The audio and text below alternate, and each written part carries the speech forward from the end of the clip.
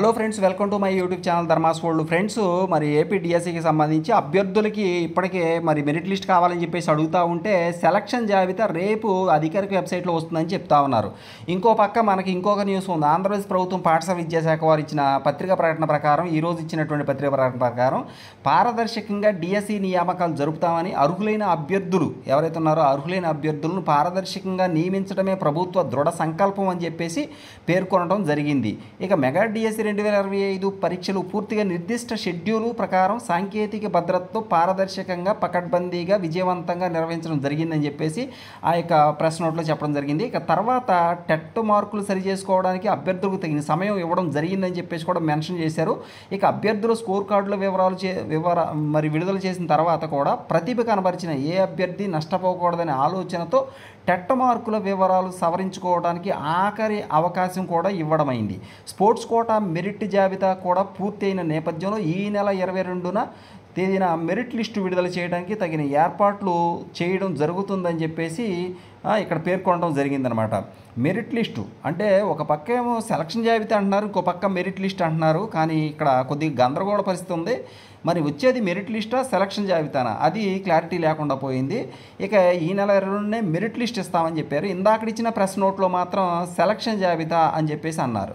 ఇక ఏర్పాటు చేయడం జరుగుతుంది ఇక్కడ మెరిట్ లిస్ట్ ఇవ్వడానికి. మొత్తానికి మెరిట్ లిస్ట్ జాబితా డిఎస్సి అధికారిక వెబ్సైట్తో పాటు జిల్లా విద్యాధికారి వెబ్సైట్లో కూడా ఉంచడం జరుగుతుందని చెప్పేసి అభ్యర్థులు ఈ వెబ్సైట్ల నుంచి మాత్రమే సమాచారం పొందాలని స్పష్టంగా చెప్పారు. ఇక వివిధ కేటగిరీలకు సంబంధించిన పోస్టుల నియామక ప్రక్రియలో భాగంగా జోన్ ఆఫ్ కన్సిడరేషన్లోకి వచ్చిన అభ్యర్థులకు తమ వ్యక్తిగత లాగిన్ ద్వారా కాల్ లెటర్ అందించబడుతుంది. సదరు అభ్యర్థులు సంబంధిత ఒరిజినల్ సర్టిఫికేట్లతో పాటు ఇటీవల తీసుకున్న కుల ధృవీకరణ పత్రం, గెజిటెడ్ అధికారితో ధృవీకరించిన 3 సెట్లు జిరాక్స్ కాపీలు, 5 పాస్పోర్ట్ సైజు ఫోటోలతో సర్టిఫికేట్ల వెరిఫికేషన్కు వ్యక్తిగతంగా హాజరు కావాల్సి ఉంటుంది.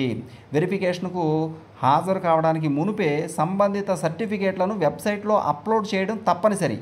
వెరిఫికేషన్ సమయంలో సమర్పించవలసిన సర్టిఫికేట్ల వివరాలతో కూడిన చెక్ లిస్టు డిఎస్సి వెబ్సైట్లో అందుబాటులో ఉంచడం జరుగుతుంది.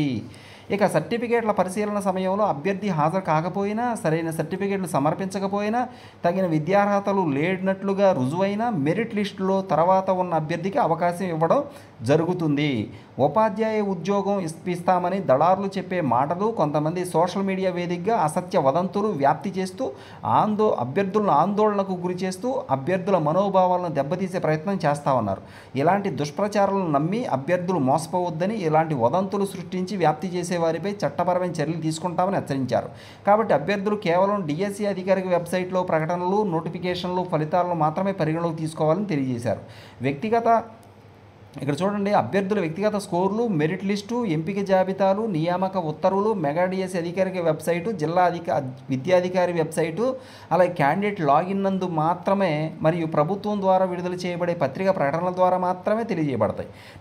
రాష్ట్రంలో నాణ్యమైన విద్యను అందించేందుకు అర్హులైన అభ్యర్థులను పారదర్శకంగా నియమించాలని ప్రభుత్వం దృఢ సంకల్పంతో ఉంది అని చెప్పి చాలా చక్కగా స్పష్టంగా పేర్కొనడం జరిగింది. ఫ్రెండ్, ఇది ఏమైనా కానీ మనకి రేపు ఎల్లుండిలో మొత్తం విషయం అంతా కూడా బయటకు వచ్చే అవకాశం ఉంది.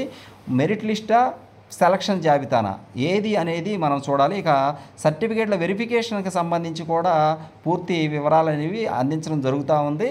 ఏమేమి సర్టిఫికేట్లు తేవాలి అనేది కూడా ఇక్కడ పేర్కొనడం జరుగుతూ ఉంది.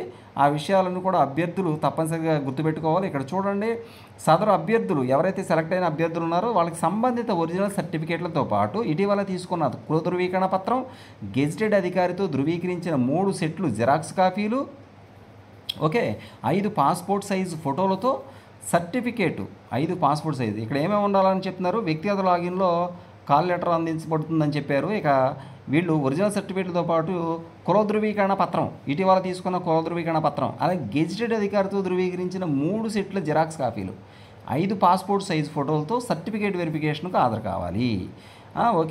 ఇవన్నీ కూడా మీ యొక్క వ్యక్తిగత లాగిన్లో అప్లోడ్ చేయాల్సి ఉంటుంది. మీ సర్టిఫికేట్లు అక్కడికి వెరిఫికేషన్కి వెళ్ళే ముందు సర్టిఫికేట్లు అప్లోడ్ చేయాల్సి ఉంటుంది అనమాట. ఆ విషయాలు మర్చిపోకూడదు.